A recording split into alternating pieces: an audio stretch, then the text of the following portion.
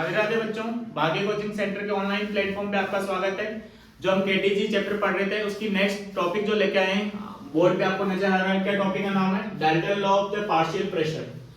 क्या बोलता है ये लॉ कि ये कंटेनर है हमारे पास, कंटेनर में हमने गैस भरी, मान लो n नंबर ऑफ गैस हमने फिल कर दी, n नंबर ऑफ पार्टिकल्स की गैस हमने फिल कर दी, तो इस कंटेनर के अंदर जो टोटल प्रेशर अगर वो हमें कैलकुलेट करना है तो वो किसके बराबर होगा? जो इंडिविजुअली हमारे पास जो गैस के पार्टिकल्स है उन सब के प्रेशर को क्या करते हैं अपन, सम कर दें तो हमारे पास टोटल प्रेशर निकल के आ जाता है। यही डाल्टन लॉ का पार्शियल प्रेशर का लॉ बोलते हैं। या मैंने एक डेफिनेशन लिख रखी है इसकी, क्या लिख रखा है? Total pressure of a mixture of gas वो किसके इक्वल होती है? To the sum of the partial pressure. Sum कर दे, क्या करने? सम कर दे किसका? Partial pressure of the gases independently in the mixture. जो गैसेस इसके अंदर मिक्स कर रखी है उन सभी प्रेशर को सम कर दें तो वो टोटल प्रेशर के इक्विवेलेंट हो जाता है। ये डाल्टन लॉ का पार्शियल प्रेशर लॉ है। अगला जो टॉपिक है बहुत इंपॉर्टेंट टॉपिक आपके कंपटीशन एग्जाम के पॉइंट ऑफ व्यू से या बोर्ड के आईआईटी या नीट के लिए, क्या है? Modified form of the gas law. Ideal gas equation होती है पीवी इक्वल टू क्या? एनआरटी। इस फॉर्म को हम क्या बोलते हैं? मोलर फॉर्म बोलते हैं। कौन सी फॉर्म है? मोलर फॉर्म है। अब हमें पता है इस n की वैल्यू को हम क्या लिख सकते हैं? n इज इक्वल टू, अभी लास्ट वीडियो के अंदर हमने पढ़ा था, n इज इक्वल टू अपन क्या लिख सकते हैं? यहां से n अपॉन में क्या लिख सकते हैं? n of a। यहां कैपिटल N किसको डिनोट कर रहा है? टोटल नंबर ऑफ मॉलिक्यूल्स को। Na किसको डिनोट कर रहा है? यहाँ पे अवोगाड्रो नंबर को आपके पास डिनोट कर रहा है। तो इसको सिंपलीफाई करके अपन लिखेंगे R अपॉन में Na।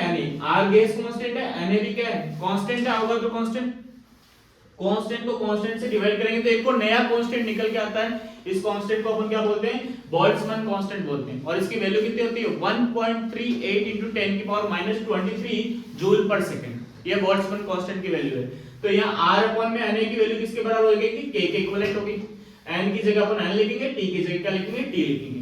तो pv इक्वल टू क्या लिखेंगे? nkt। ये हमारे पास क्या कौन सा फॉर्म आ गया? Molecular formula. मॉलिक्यूलर फॉर्म निकल के आ गया। यहाँ कैपिटल N किसको डिनोट कर रहा है? टोटल नंबर ऑफ मॉलिक्यूल्स को डिनोट कर रहा है। फिर इसके बाद हम क्या लिखेंगे? यहां से हम क्या इसको सिंपलीफाई करके लिख सकते हैं? ये आइडियल गैस इक्वेशन है, pv इक्वल टू nRT। और हमें पता है n इज इक्वल टू, ये भी फॉर्मूले में होता है, n इक्वल टू क्या होता है? स्मॉल m अपॉन में क्या? Capital M। ये भी अपन पढ़ चुके हैं। स्मॉल m किसको डिनोट करता है? टोटल जो गैस है उस गैस का टोटल मास को डिनोट करता है स्मॉल m। कैपिटल M किसको डिनोट करता है? मॉलिक्यूलर किसको? कैपिटल M मॉलिक्यूलर मास को नहीं, किसको डिनोट करेगा? मोलर मास को, जो आप केमिस्ट्री में भी पढ़ते हो। कैपिटल M क्या है आपके पास? मोलर मास है। तो n की वैल्यू यहां रिप्लेस करोगे आप स्मॉल m डिवाइड में क्या? Capital M। यहां से क्या लिखेंगे हमारे पास? RT। pv इक्वल टू ये लिखेंगे, यहां से v को क्या करेंगे? डिवाइड में भेजेंगे तो क्या लिखेंगे? m अपॉन में क्या लिखेंगे? v। यहां से क्या लिखेंगे? RT अपॉन में m अपॉन में v। मास डिवाइड में क्या हमारे पास? वॉल्यूम होता है। मास डिवाइड में वॉल्यूम किसको डिनोट करता है? डेंसिटी को। किसको डिनोट करता है? डेंसिटी को। हम सब पढ़ चुके हैं डेंसिटी रो बराबर क्या होता है? मास अपॉन में वॉल्यूम। तो यहां से मास अपॉन में वॉल्यूम, यहां से क्या निकल जाएगा आपके पास? डेंसिटी। तो P इज इक्वल टू क्या लिखेंगे? रो डेंसिटी को डिनोट कर रहा है RT अपॉन में m। m क्या है? Molar mass, R gas constant, T क्या है? टेंपरेचर।